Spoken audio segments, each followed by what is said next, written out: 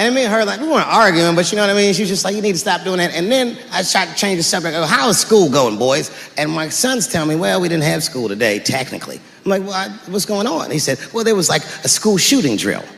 I never heard of this. You know what this is? They have drills that they make kids do where they practice what to do if somebody comes to shoot up their school. I'd never heard that before. I was like, what the fuck? Then I had to tell my sons the truth. I didn't want to tell them this shit. Son, listen to me. Fuck that drill. If somebody comes to your school and wants to shoot it up, I'm just gonna be honest with you. You probably gonna get shot, nigga. I'm just being real. You got a famous dad. I talk a lot of shit. They gonna be gunning for you, little buddy.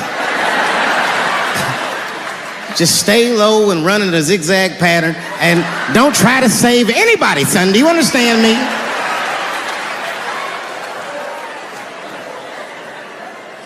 Why would you have kids rehearse for some shit they have no control over? All you're doing is training these kids to worry. It's the stupidest drill I've ever heard of. And while you're in there training them during these drills, well, aren't you training the shooter too? This nigga's in here listening and learning like the other kids.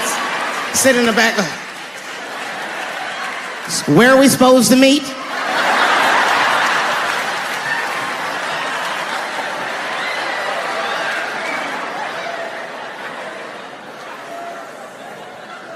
If you're a parent, this shit is terrifying. This shit is real scary. All the parents is looking at each other crazy. Because we know as parents that one of us is raising the shooter. Just don't know which one of us it is. All we know for sure is that if you're a white parent, the chances that it's you is exponentially higher than the rest of us. And shooting up school is a white kid's game. It's fucking crazy. You know, I hated school too. It never occurred to me. Kill everybody in school? It's fucking crazy. Just do what I did, nigga. Try some things. Have you skipped school, nigga? Skip school. Take a walk and meet some other kids. Fuck school, nigga. Try drugs. Have you tried drugs out, nigga? That might...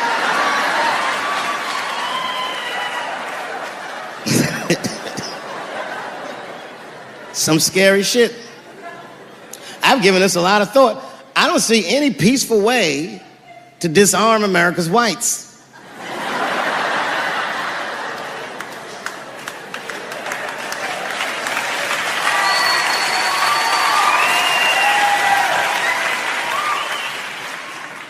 There's only one thing that's going to save this country from itself. Same thing that always saves this country from itself. And that is African Americans. Right. And I know the question that a lot of y'all have in your minds is, should we do it? Yeah, fuck yeah, we should do it. Listen, no matter what they say or how they make you feel, remember, this is your country too. It is incumbent upon us to save our country. And you know what we have to do. This is a fucking election year. We gotta be serious. Every able-bodied African American must register for a legal firearm.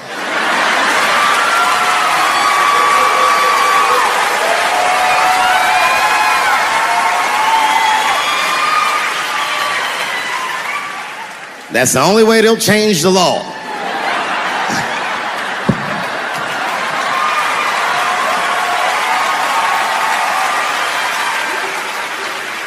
I hate guns, personally.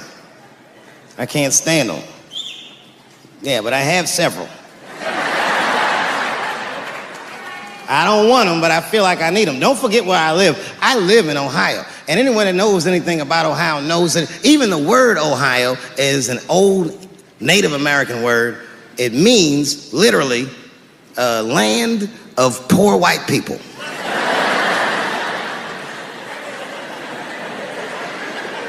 And I don't know what's going on down here, but in my experience, poor white people love, and I mean they fucking love, heroin.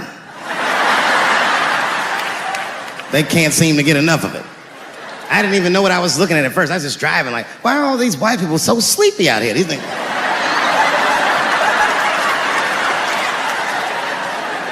It's really bad. As a matter of fact, I was coming out of a nightclub the other night in Dayton, and I'd parked my car in the alley, and no one was out there. I didn't have no bodyguards or nothing. I was home. I figured everything was fine. And as soon as I opened my car door, all by myself, suddenly one of these heroin-addicted whites just pops out of a trash can. It scared the shit out of me. I screamed, "Ah!"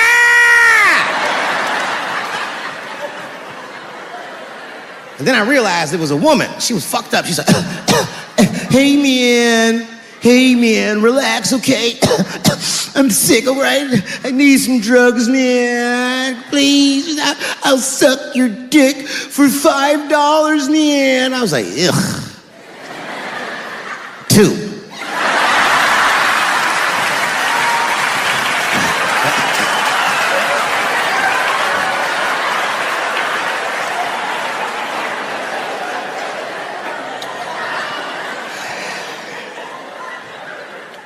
Obviously, I'm joking. This opioid crisis is a crisis. I see it every day. It's as bad as they say. It's ruining lives. It's destroying families. Sadly, you know what it reminds me of, seeing it?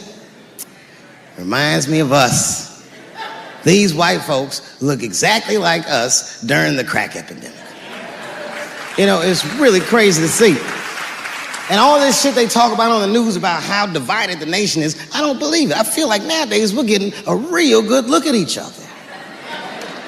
It's wild because I even have insight into how the white community must have felt watching the black community go through the scourge of crack.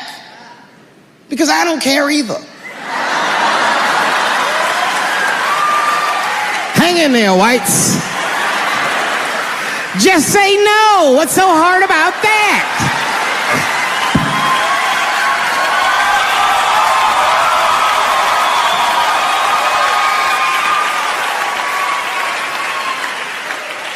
Remember when y'all said that to us? But it's okay.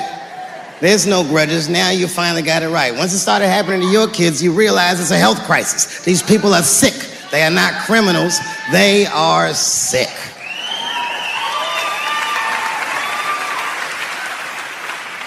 Be that as it may, I'm armed to the teeth. First gun I bought was a 12-gauge shotgun. I didn't want the gun. Remember, though, I'd moved to a farm, and I was sitting there on the porch, and I see a white dude walking across my property, entitled, like he's supposed to be there. He had a rifle over his shoulder, too. Ain't that a bitch? I said, what the fuck is this guy doing on my property? I was mad as shit, but I was unarmed. So I ended up just waving to this motherfucker like a bitch. I was just like...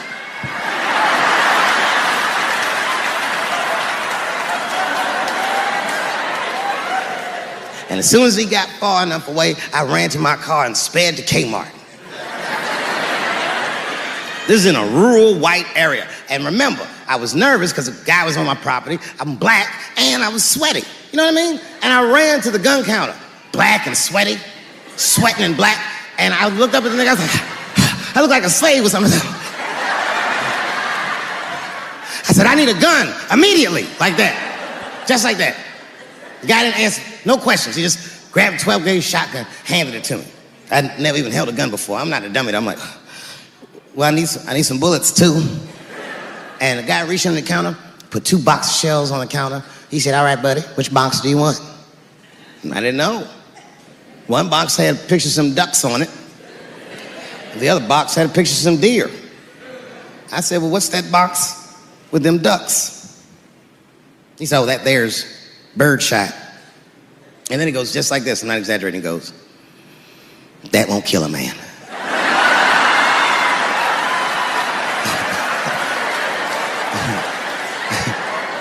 He said, it'll just pepper him up nicely. I said, what the fuck? Pepper? You know what it means to pepper a motherfucker up? It means that when the shell explodes, hot BBs will shoot out of the barrel of the gun, not killing a motherfucker, but penetrating their skin and shallow flesh. Boy, that's gotta hurt. Hot BBs? Ha ha! Remember when Dick Cheney shot a motherfucker in the face and he lived? That was birdshot. I said, well, what's that box with the deer on it? He goes, oh, that there's buckshot. Had to put a hole in the goddamn truck if you wanted to. I found these notebooks and I started going through the notebooks and there was all this wonderful poetry in them. Written in his handwriting. I didn't even know this nigga wrote poems. And then I looked through his drawers and I opened up his middle drawer and I found this rolling paper. And I looked down at them papers like, oh, that's where that poetry's coming from.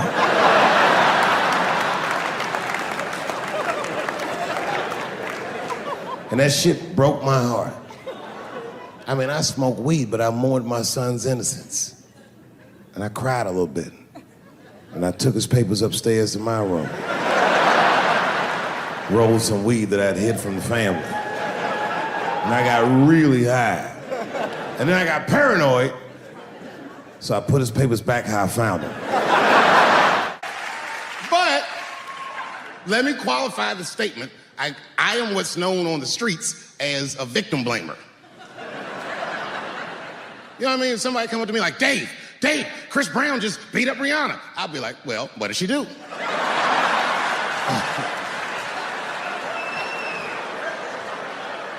Dave, Michael Jackson was molesting children. Well, what were those kids wearing at the time?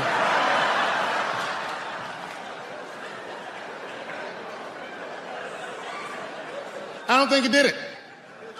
But you know what? Even if he did do it, you know what I mean? You know what I mean? I mean, it's Michael Jackson. I know more than half the people in this room have been molested in their lives. But it wasn't no goddamn Michael Jackson, was it? You know, America has a racial hot seat. I think we can all agree that that's the truth. And we can also agree that that hot seat is traditionally occupied by African Americans in general, African American men in particular. Although I can see that in recent years, that seat has been occupied by Mexicans, and I dare say Arabs.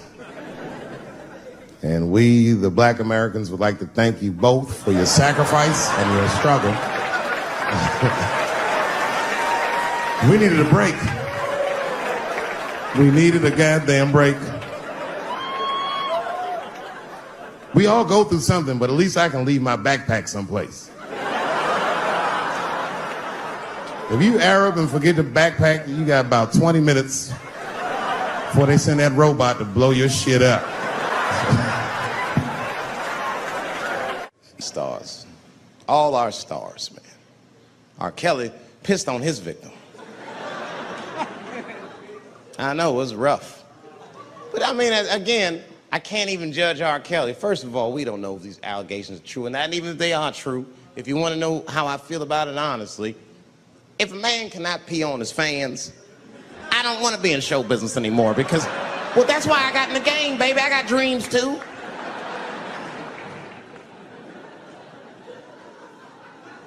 You guys are confusing the issue. While you guys are busy worrying about if R. Kelly even peed on this girl or not, you're not asking yourself the real question that America needs to decide once and for all. And that question is, how old is 15 really? Oh, that's a good question. That's a good question. I'm not saying that a person is as smart as they're going to be at 15. That's not what I'm saying, man. But I am saying 15 to me is old enough to decide whether or not you want to be pissed on. I mean, that's me. If you can't make a decision like that by the time you're 15, then just give up, motherfucker, because life is way harder than that. I make tougher decisions all the time. If you don't want to get pissed on, just get the fuck out of the way. It's not even a decision. If I start peeing on the front row, they're not going to have to calculate and think, oh, how do I feel about this? Am I okay with it? They just move. You can do that at 15. I could have. I've been 15. When I was 15, I was doing stand-up in nightclubs. I smoked reefer from time to time. Friends were selling crack. I was trying to finger fuck people. I knew what was happening around me to some degree. Getting pissed on was the least of my worries at 15. Trust me. But it keeps coming up. There's a lot of confusion around that age. Anytime 15 comes up, people freak out. Like when that girl, Elizabeth Smart, got kidnapped. right? Remember in Utah last year, 15-year-old girl Elizabeth Smart was kidnapped, and then they finally found her, and the whole country was relieved. And I was the only one saying, damn, she wasn't that smart after all. Now, because she got kidnapped, that could happen to anybody. I'm not knocking her for that. I'm just saying, if you kidnapped me when I was 15, you gotta take me further than 8 miles away from my house, man. God damn. You can't hold me prisoner around shit I recognize. I'll break away. I'll break away. Fuck off me, nigga. That's my bus stop. I know where I'm at. I'm going home.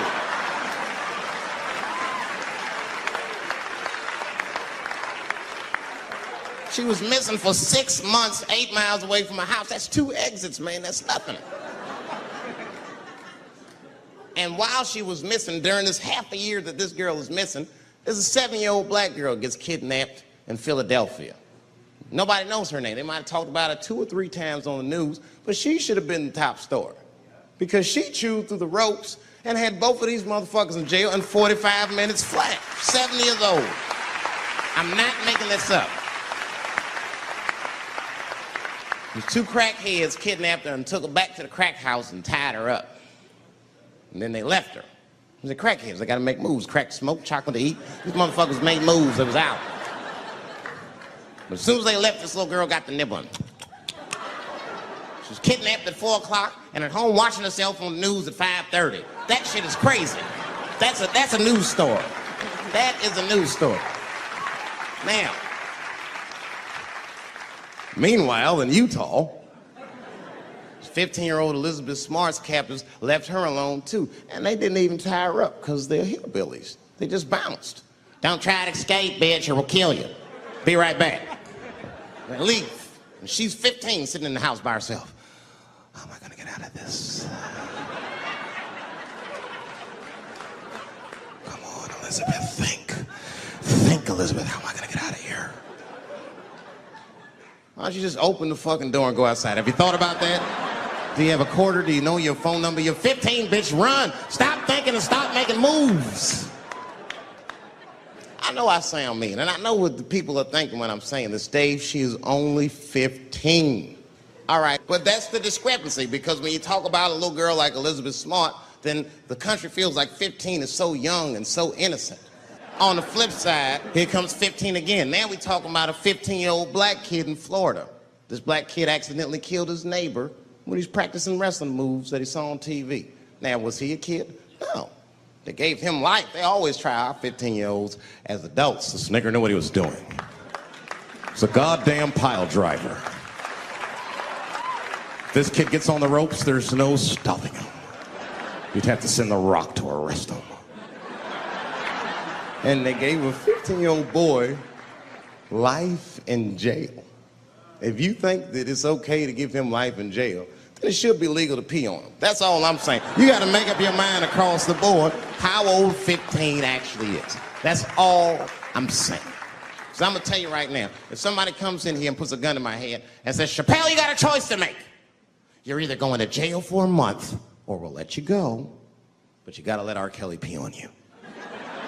I'm not hesitating. Bring in R. Kelly and tell him to stay away from my ass. I'd rather get pissed on the outside than fucking the butt on the inside, son. I can't go to jail with some smooth Botox balls and think everything's gonna be all right. It's not that kind of place. Take my chance with that piss. Piss will wash off with a 10-minute shower, I'm certain of it. This piss coming right out. What can I do? They're gonna put me in jail.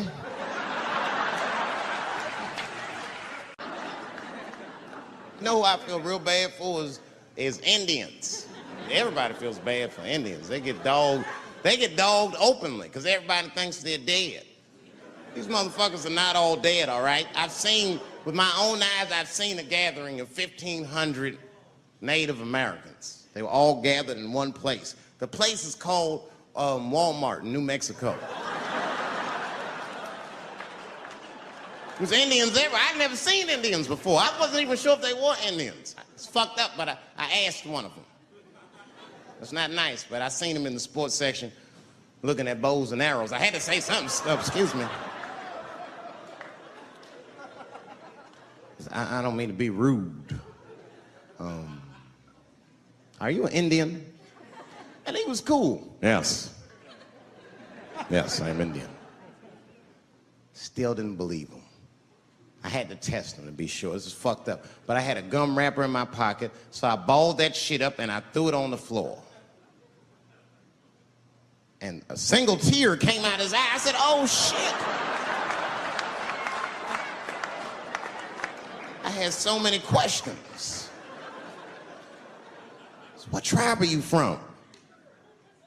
I am a Navajo. I said, word. I studied you in social studies. You're a hunter-gatherer, correct? He said, I guess so. That's what you wish to call it. I said, why? What do you call it? He said, I am an alcoholic.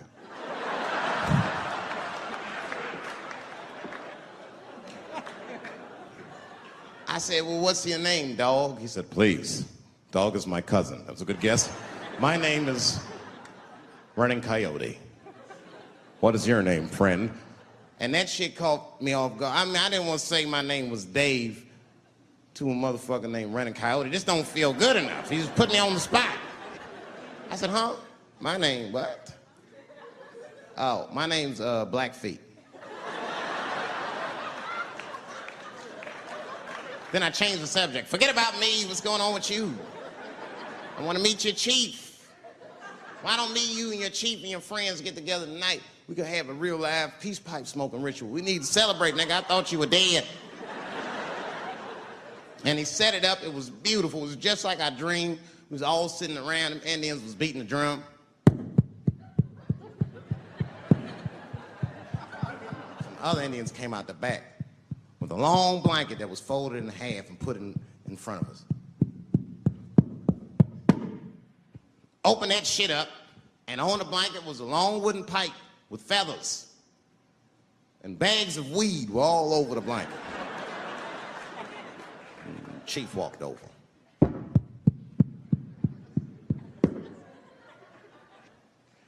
The big ones are 50. The little ones are 25. And these are 10.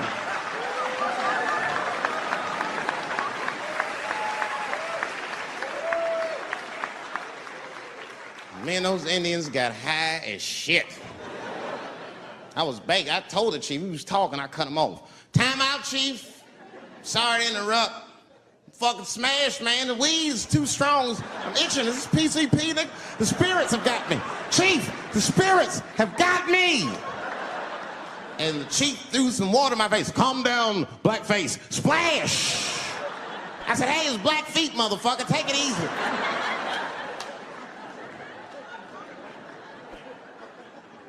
Blackfeet, you're welcome to stay amongst me and my tribe for the night until the spirits leave you. And they gave me my own teepee to sleep in, which sounds nice. I personally felt like it was a little fucked up, you know, because they all had houses, man. It's like, why can't I sleep with y'all in the house and watch TV? Nigga, I can't be on this grass all night.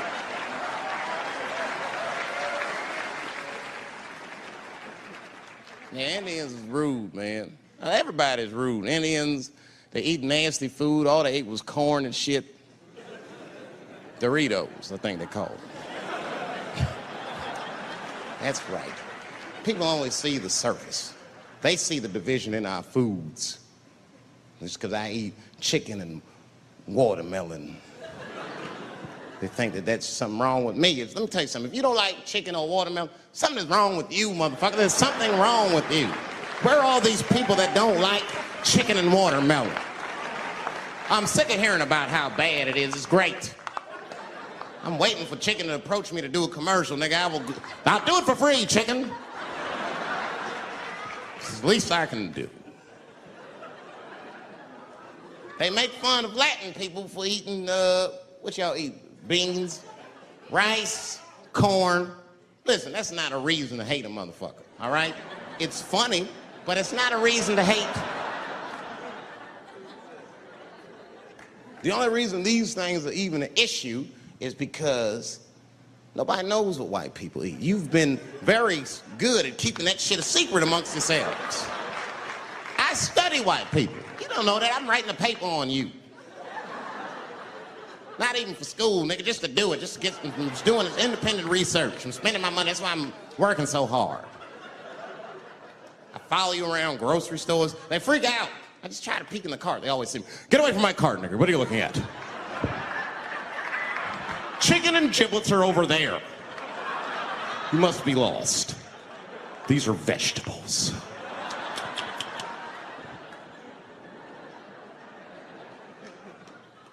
I know what you drink. See how quiet it got? Grape juice. Surprise, motherfuckers, you didn't know I knew about grape juice, did you? Oh, don't play dumb with me. Look at what is it? A lot of black people don't have the privilege of knowing about grape juice because they have grape drink. It's not the same formula that you get. Ain't no vitamins in that shit. You might have one of your black friends over. Todd, would you care for a glass of grape juice? What? Nigga, what the fuck is juice? I want some grape drink, baby. It's purple. I don't think I know what a grape drink is. What? I have some apple juice if you want. What the fuck is juice? I want some apple drink. Scream.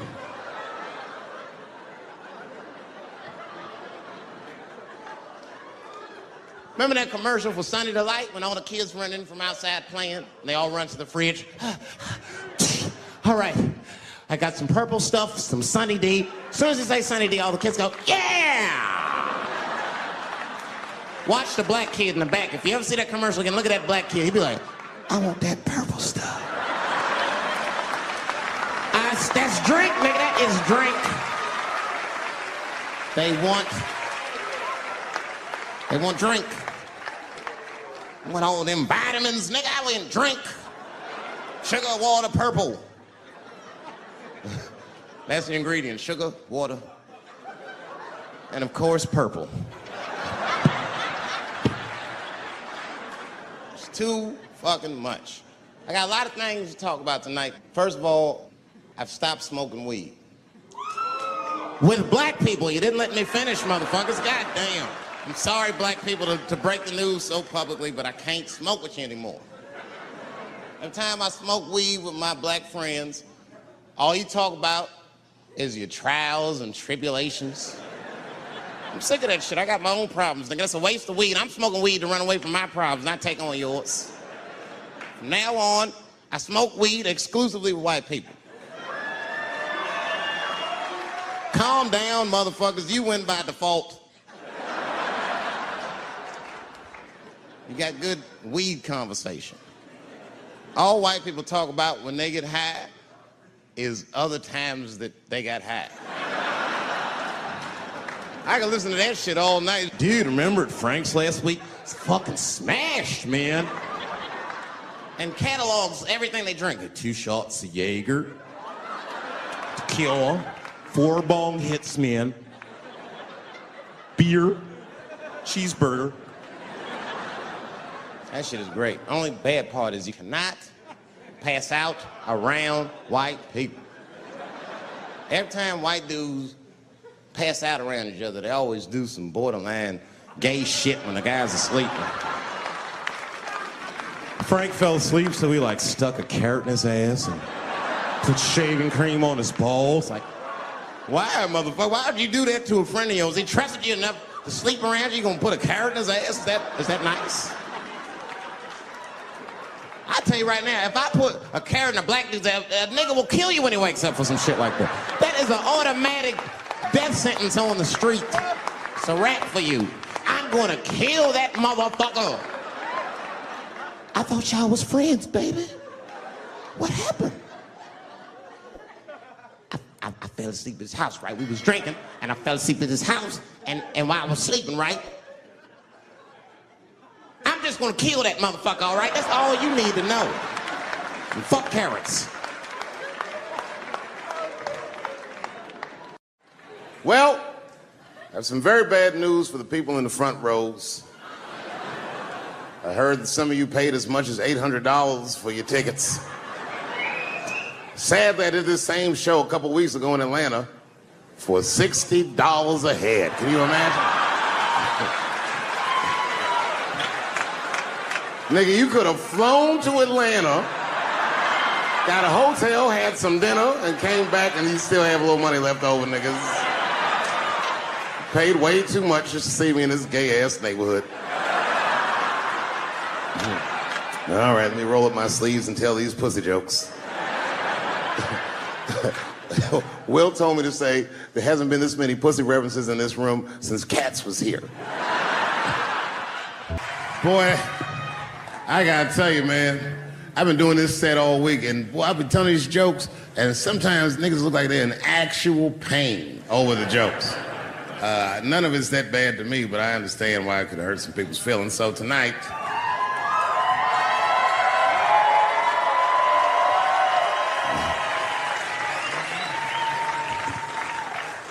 I'm gonna give you an opportunity that I rarely give anybody. I'm gonna let you say whatever it is you need to say to my face, or ask me whatever it is you wanna know. But there are no dumb questions allowed. If you ask a stupid question, you'll be asked to leave. Nah, I'm just kidding, go ahead. Everyone relax, come on. Oh yes, sir, in the front. 2 questions, how often do you write, and can I have a cigarette? All right, first, you may have a cigarette, but remember, this is not jail, motherfucker. This lady right here. I have a question. Do you remember this scene? Oh, I do remember that. Ma'am, I'm gonna have to ask you to leave. That's a terrible question. This gentleman in the front with the salmon-colored shirt on. I was wondering if you had any advice for young comedians that you generally give, and... Are you thinking of doing comedy? I've never done it before, but watching you has made me want to try it.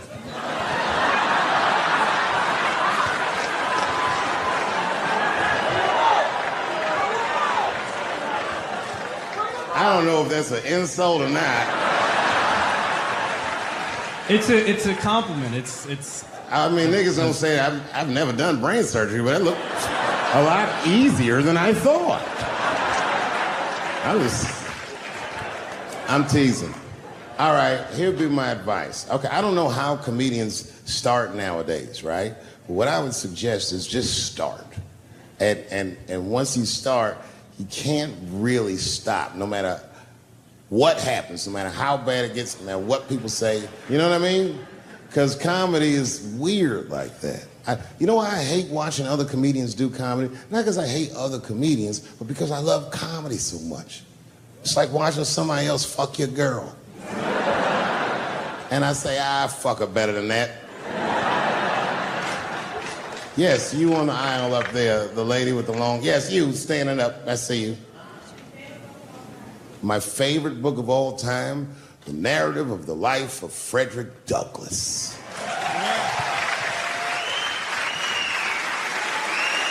That guy with the baseball hat. Marry, fuck, kill, Michelle, Rihanna, Oprah. Wait, who's Michelle? Oh, Obama. Well, sir, you're putting me in quite a pickle. I can't say I'll fuck Michelle Obama. That's insane. Well, I guess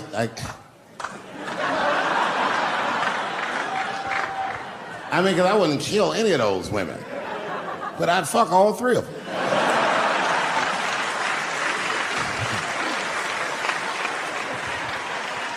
The gentleman in the blue Oxford standing up. Tell us a story with Charlie Murphy. Tell a story about Charlie Murphy? Or your favorite. Boy, there's so many good Charlie Murphys. You know, the thing with Charlie Murphy is he used to just make us laugh all the time. And I used to ask him about all the old Hollywood shit I was curious about. Like when they used to accuse Michael Jackson, I remember asking once, I go, Charlie, do you think Michael Jackson actually did those things? And he said, let me ask you a question, Dave. He said, say it is illegal to fuck women. How long are you staying out of jail? But God bless Charlie Murphy, wherever you are. Charlie, I love you. Who do you think is going to win the 2020 election? All right, I'm going to put a pin in this, but I'll tell you right now, fella, I don't know, but I think Trump has a better shot than a lot of people would like to think. I'm just saying, it all depends on how the left talks. The way we're talking is not going to win the fucking ball game. Donald Trump's over there on the right, grabbing handfuls of pussy. Joe Biden can't even smell hair over here. Fuck this side.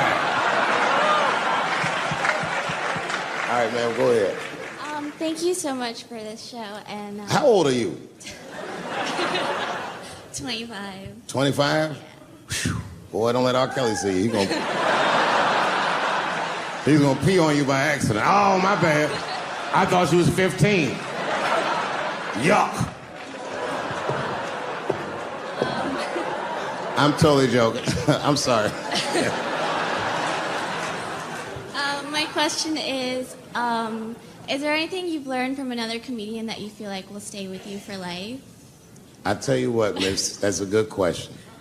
Yes, is the short answer. A longer version of it is this. I was raised by comedians. I started doing stand-up when I was 14. The other day, I went to a comedian's funeral, and I realized as we was putting this motherfucker in the ground that these people are at least as influential to me as my family. I rock with these niggas till the wheel falls off. We fight and we fuss and we are jealous of each other and we get mad at each other, but my life wouldn't have been what it was without each and every one of them, and I consider them my family. That's the answer. Still hadn't figured out exactly how to say what I wanted to say, but I was doing pretty good, and I was doing some Me Too jokes, and a woman stood up from the audience and she was crying. Clearly, it was a white woman. She says to me, you can't say that. It's 200 seat room, it's a very small room. I'm like, what the fuck are you, like, miss, are you okay? What are you doing? She said, you can't say that. I said, yes, I can, it's my show. I'll say whatever the fuck I want. The crowd's like, ooh, like this. And then she gets up from the table and she starts making a big, like, show, just pushing through the aisles and all this stuff. And there's like a curtain right before the front door. And she gets to the curtain and she's crying. It's fucking crazy. She says, I'm sorry I was raped. It's a fucking comedy club. It's like loud farting getting out of an elevator. Nothing funny can happen in here. Now I'm trapped in a room with this woman's fucking stink.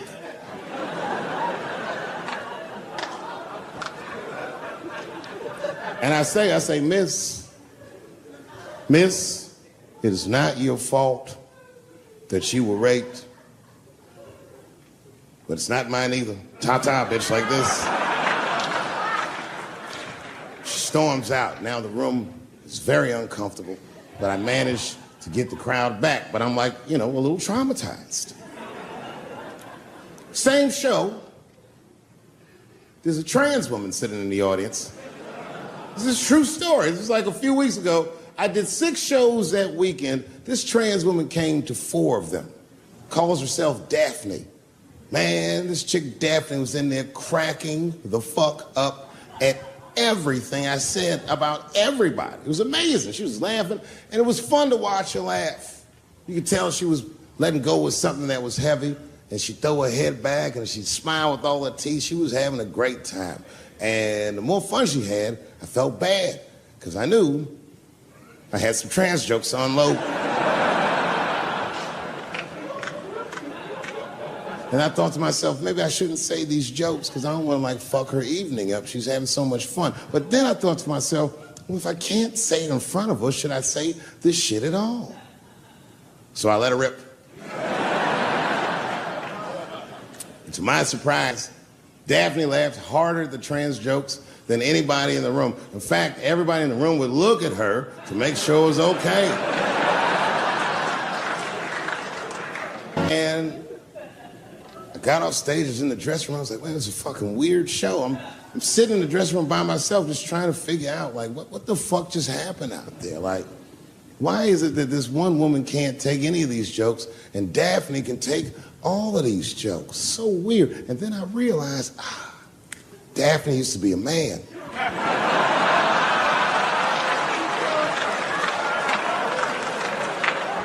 So now I go out of the dressing room and like you can see like all the staff was there like cleaning the club up, the audience had gone, and sitting at the bar by herself was Daphne.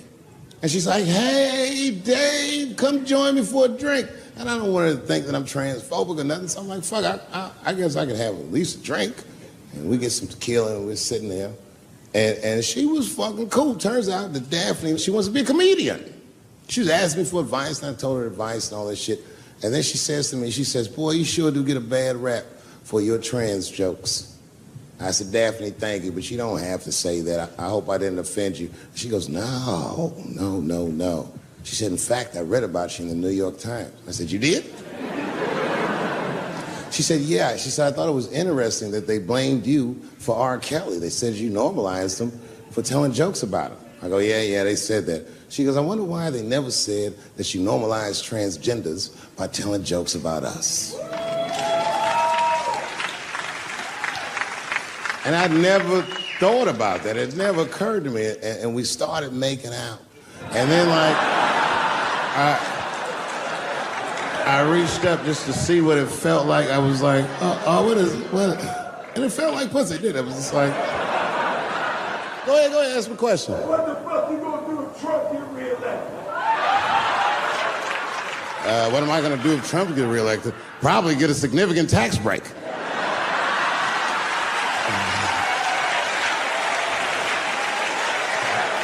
Hey, you wanna know why I don't even talk about Trump in my show? Because that motherfucker is not the hokey pokey. He is not what it's all about.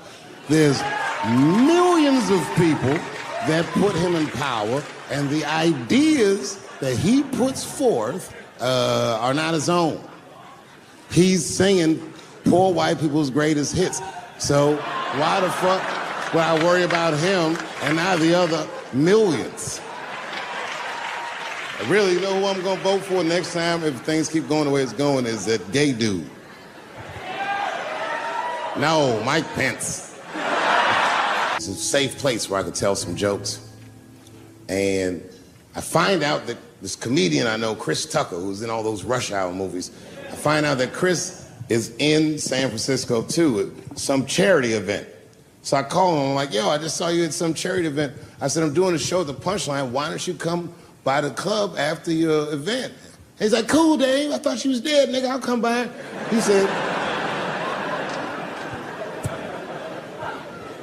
says, is it okay if I bring some friends? Because, you know, I'm with a lot of people. I go, man, you Chris Tucker. You can bring whoever the fuck you want.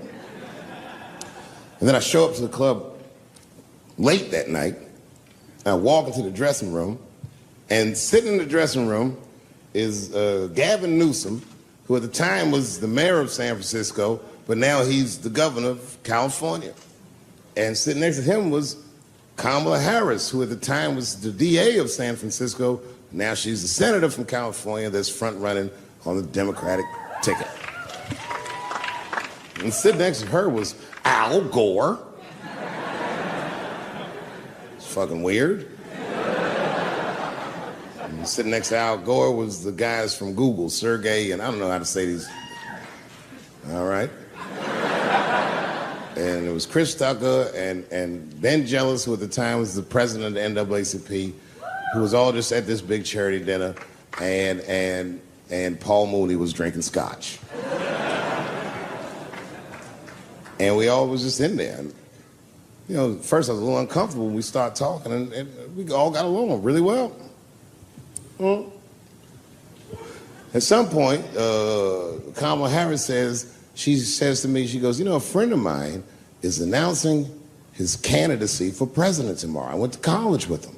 I'm like, what? I go, Barack Obama? She goes, you've heard of him? I'm like, yo, I just read about this dude.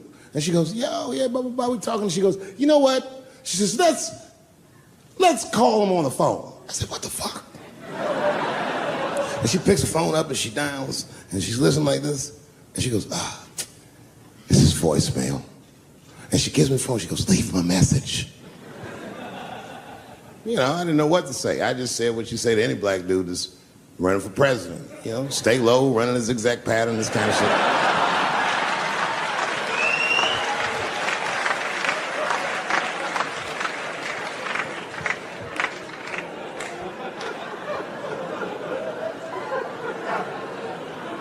And then the last thing I say is, you know what? I said, sir, I really do believe you can do this. Like, man, I'm wishing you luck. Now, next day I wake up and go for coffee at a place called the Embarcadero. It's like an eatery by the sea in San Francisco. And I'm walking to the coffee shop and there's a police line and I can't cross the tape. But then I figure, fuck it, I'm Dave Chappelle, so I go into the thing like this. And the police yoke me. These motherfuckers like tackle me immediately. And I see over the police's shoulder Gavin Newsom. I couldn't remember his name, but I remember the night before I had kept teasing him and saying he looked like Christian Bale, the guy from the Batman movies. So I see him and I can't remember the name, so I'm just like, Batman, help!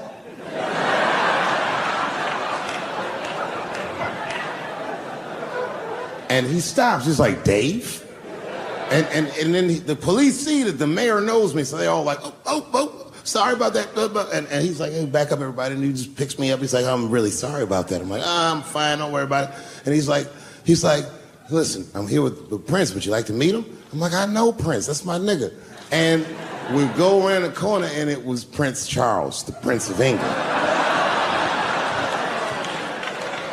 I didn't know the protocol of meeting royalty. You're not supposed to touch him. I dapped him up like a nigga. My nigga.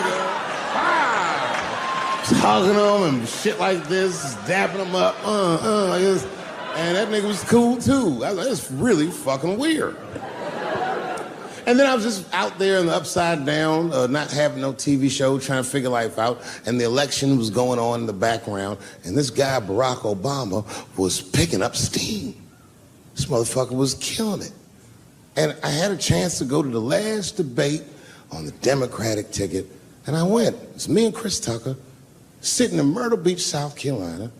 It's the last three candidates. It was Barack Obama, John Edwards, and Hillary Clinton. Now, Obama's a lot taller than Edwards and Clinton, and he had the center podium. And at one point, they're all on stage, and they start fussing, and Obama goes, look, none of us are perfect, like this. And his hands was like this, and there was light shining behind his head, and the other two candidates was looking up at the nigga, and I was sitting in the audience like, this nigga looks like Jesus.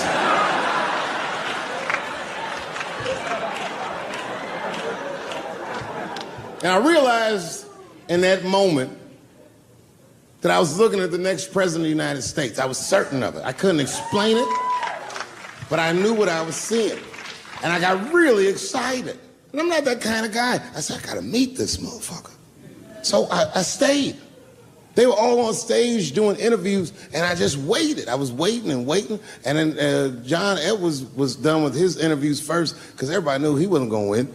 And I see John Edwards, and I said, hey, Senator Edwards, I just want to say hi. And that motherfucker looked at me like, I'm like, fuck you, nigga, you gonna lose anyway. And then he left, and then Hillary Clinton just walked by me in one of them Steve Harvey suits.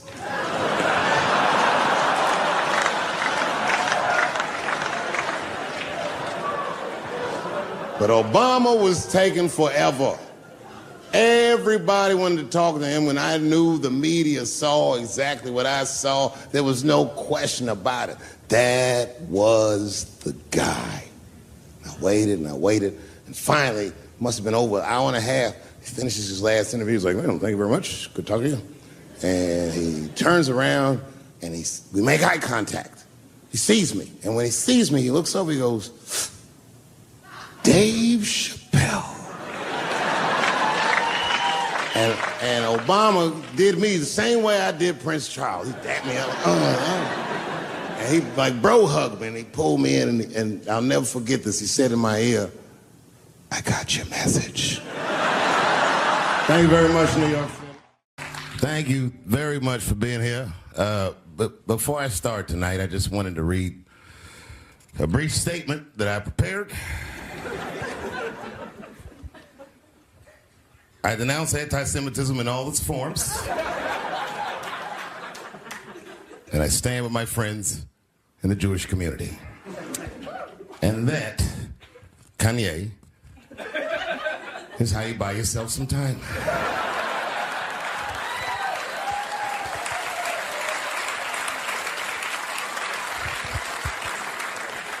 I gotta tell you guys, I've probably been doing this 35 years now.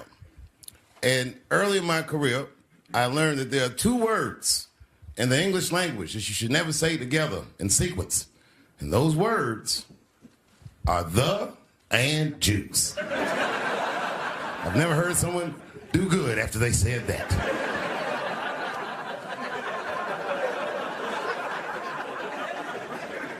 Kanye's got into some scrapes before. Normally when he's in trouble, I pull up immediately. But this time I was like, you know what? Let me see what's gonna happen first. I just want to see where this is all going. I can't even remember how it started. Vaguely, I remember it started with a tweet, strange tweet. It was like, I'm feeling a little sleepy. I'm gonna give me some rest, but when I wake up, I'm gonna go DEFCON 3 on the Jews. And then he just went to bed. I was up all night worried. What is he gonna do to the Jews?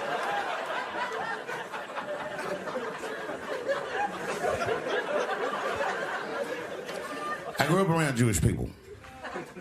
I have a lot of Jewish friends, so I'm not freaked out by your culture. I know a little bit about it just from hanging around. I'll be like, yo, let's go out at school tomorrow. They'll be like, we can't go out. It's Shana Na tomorrow. I'll be like, where? What is Shana Na? I had so many questions. Why do some of your people dress like Run DMC?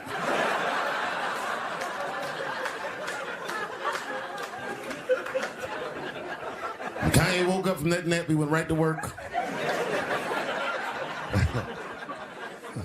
A year ago, I'd seen him on a podcast called Drink Champs, a great show, and it was an amazing appearance. Noriega and them were there, the rappers that I love, and they all had their gold chains and stuff on. And Kanye said, only millionaires wear chains. They said, what? He said, I'm a billionaire. Billionaires don't wear their money on their body. I tucked my chain and I said, oh, snap. That's right. It was a good appearance. It was fun and funny. But when he woke up, he went on Drink Champs again. This time, he was on one. He was mad about something. He said, I can say anti-Semitic things, and Adidas can't trap me. Now what? Adidas dropped that nigga immediately.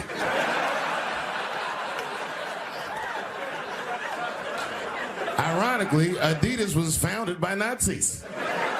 And they were offended. I guess the student had surpassed the teacher.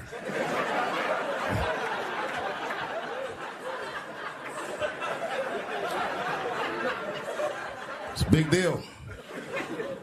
He had broken the show business rules. There's just a rule. You know, the rules of perception. If they're black, then it's a gang. If they're Italian, it's a mob. But if they're Jewish, it's a coincidence, and you should never speak about it.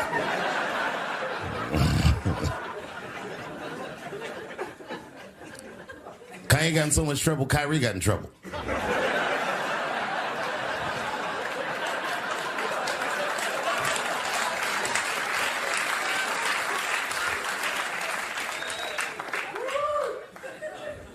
Kyrie Irving posted a link to a movie that he had seen on Amazon. No caption on the post or nothing like that. But apparently this movie had some, I don't know, anti-Semitic tropes or something. And it was some weird title like From Hebrew to Negro or something. And the NBA told me he should apologize, and he was slow to apologize. And then the list of demands to get back in their good graces got longer and longer, and this is where, you know, I draw the line. I know the Jewish people have been through terrible things all over the world, but you can't blame that on black Americans. You just can't. You know what I mean? Thanks to the one person that said that. A fair punishment would be he should just post a link to Schindler's List and y'all write your own captions.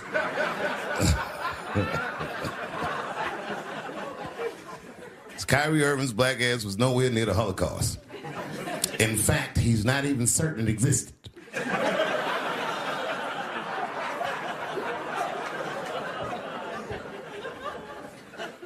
I saw one news pundit screaming about Kanye. She said, mental health is no excuse for that type of language. Yes, it is, bitch. You can kill somebody if you're mentally ill. Listen, okay, I don't think Kanye is crazy at all. I think he's possibly not well.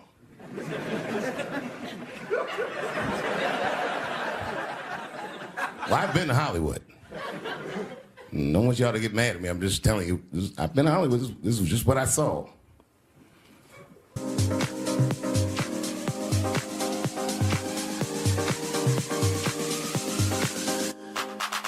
Whatever you do, don't fall for me. Don't put your trust in me. Don't even lie for me. I want you, honey. I don't get it. It's a lot of juice. Like a lot. But that didn't mean anything. You know what I mean? There's a lot of black people in Ferguson, Missouri. Doesn't mean we run the place.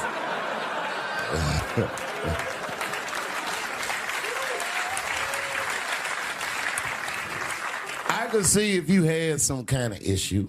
You know what I mean? You might go out to Hollywood and you might start connecting some kind of lines, and you could maybe adopt the delusion that the Jews run show business. It's not a crazy thing to think. But it's a crazy thing to say out loud in a climate like this.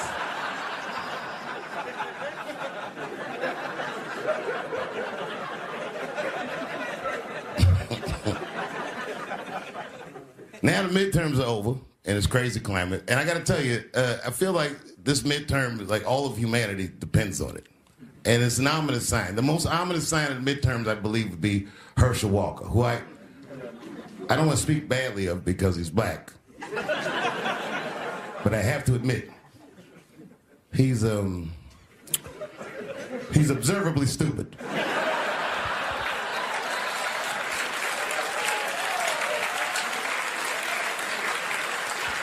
Even when he's not talking, his mouth be open a little bit like.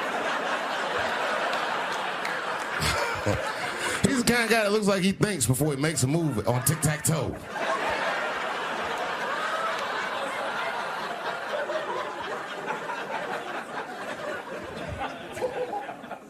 And I'm watching the news now, they're declaring the end of the Trump era. Now, okay, I can see how in New York you might believe this is the end of his era. I'm just being honest with you. I live in Ohio amongst the poor whites. A lot of you don't understand why Trump was so popular, but I get it, because I hear it every day. He's very loved. And the reason he's loved is because people in Ohio have never seen somebody like him. He's what I call an honest liar. Well, I'm not joking right now. He's an honest liar. That first debate, I'd never seen anything like it. I've never seen a white male billionaire screaming at the top of his lungs, "This whole system is rigged," he said. And across the stage was a white woman, Hillary Clinton and Barack Obama, sitting over there looking at him like, "No, it's not." I said, "Now, wait a minute, bro. It's what he said." And the moderator said, "Well, Mr. Trump, if in fact the system is rigged, as you suggest, what would be your evidence?" You remember what he said, bro? He said, "I know the system is rigged because I use it." I said, "God damn." And then he pulled out an Illuminati membership card and chopped a line of cocaine up and did it right into the podium.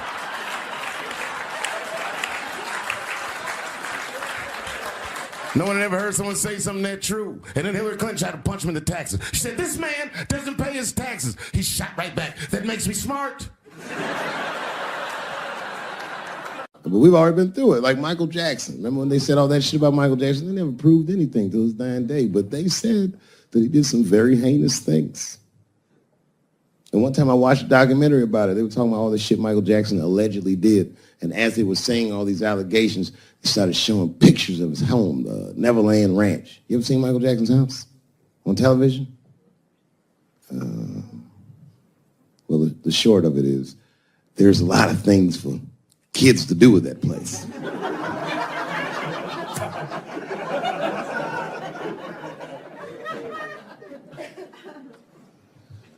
And I saw the whole thing, exotic animals and Ferris wheels and merry-go-rounds and shit. And the more they showed it, the more certain I was that I don't think Michael Jackson did any of those things they said he did. His house didn't look sexual. It looked like he was flossing on those motherfuckers.